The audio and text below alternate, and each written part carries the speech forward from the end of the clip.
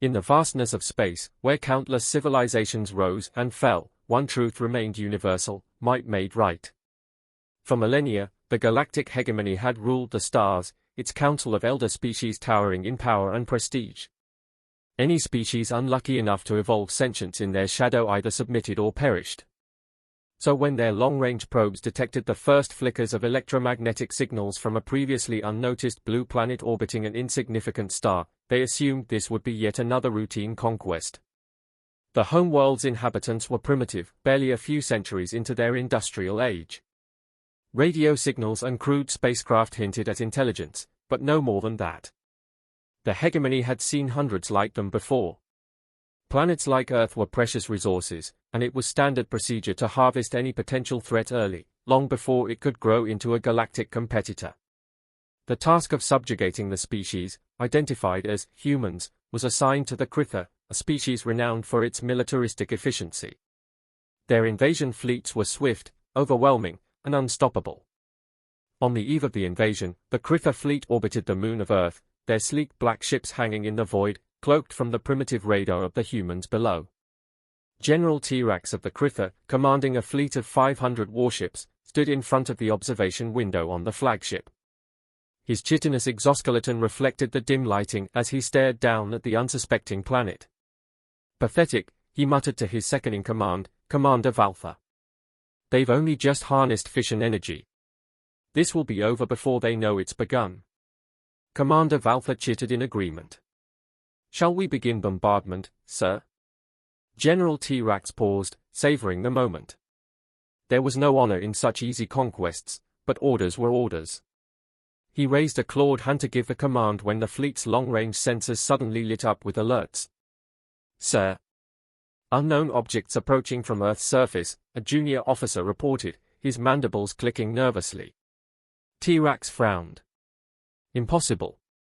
Their technology is centuries behind. What could they possibly? Before he could finish the sentence, a fleet of projectiles burst from Earth's atmosphere. Hundreds of them, thousands. They were irregular, varied in design, and moved erratically, impossible to predict. But more alarmingly, they were moving fast. Far too fast. Evade. T-Rax roared, but it was too late. The projectiles collided with the Kritha ships, not in explosions, but with violent impacts that sent the great warships tumbling. Several smaller vessels shattered into pieces, their shields overwhelmed by sheer kinetic force. They hit us with metal rods. Valtha stammered, his disbelief evident. But T-Rax realized what he was witnessing: these were kinetic weapons, railguns. Basic by galactic standards, but brutally effective. They hadn't expected the humans to have them, let alone deploy them with such ferocity. And it was only the beginning. The hegemony had never seen a species quite like humans. Most civilizations in the galaxy followed predictable paths: they grew, they advanced technologically, and eventually, they made peaceful first contact with the hegemony. If they were sufficiently advanced, they might join the alliance, and if not, they were swiftly subjugated. But humans? They had never waited for first contact. The moment their telescopes detected strange signals and structures in space beyond their solar system, they assumed the worst: they weren't alone, and anything out there could be hostile. Instead of accelerating peace efforts, Earth's governments went into overdrive, preparing for an existential threat. Quietly, humanity united. National borders still existed, but they no longer mattered in the grand scheme. Every scientific advance, every engineering project, was bent towards the same singular goal: defend the planet.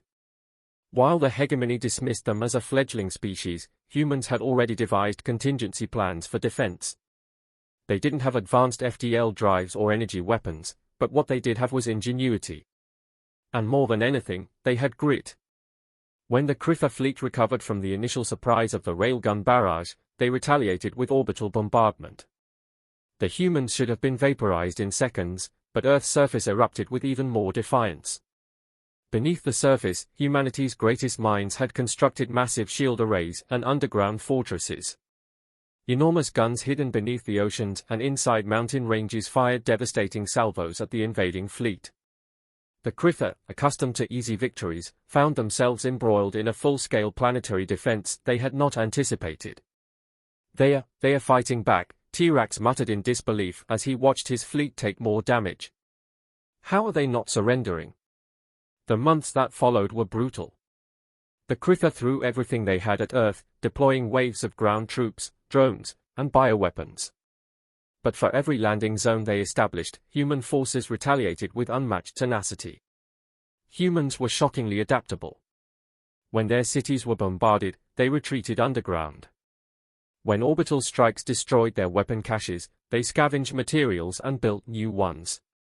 And when their armies faced annihilation, they employed guerrilla tactics, striking hard and fast, disappearing into the shadows before the Kritha could respond. But what the Kritha couldn't comprehend, what no species in the hegemony could comprehend, was humanity's unique relationship with war. Unlike many other sentient species, humans had a long and bloody history of conflict, not just with alien invaders, but with each other. They had fought wars for thousands of years, perfecting the art of survival in the most desperate conditions. Their perseverance was legendary. They didn't break under pressure, they thrived in it. For the first time in hegemony history, an invasion was failing. General Tirax watched as his fleet's numbers dwindled. More than half of his warships had been destroyed or were crippled in Earth's atmosphere. On the surface, his ground forces were being routed by smaller, ragtag human militias.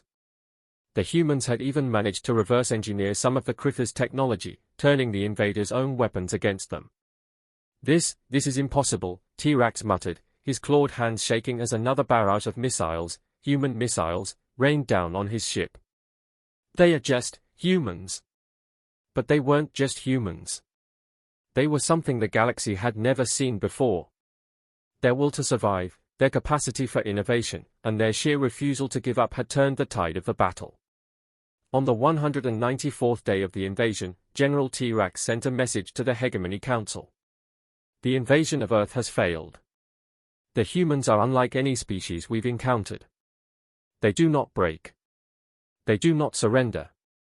I recommend immediate negotiations, before they learn to come for us. Decades passed, and the name, Earth, became synonymous with defiance across the galaxy. The hegemony no longer spoke of humans as a minor race to be conquered, but as a dangerous anomaly, an unpredictable force that could upend the balance of power. Rumors spread of human warships now patrolling their solar system, primitive by galactic standards, but manned by a species that had proven it could stand toe-to-toe with the best the galaxy had to offer. Other species, previously cowed into submission by the hegemony, began to wonder if they too could rise up. Humanity had changed the course of galactic history. In their darkest hour, they had discovered a truth the hegemony had long forgotten. Sometimes, it's not the size of the fleet that determines the victor, but the strength of the will behind it. And humanity's will? It was unbreakable.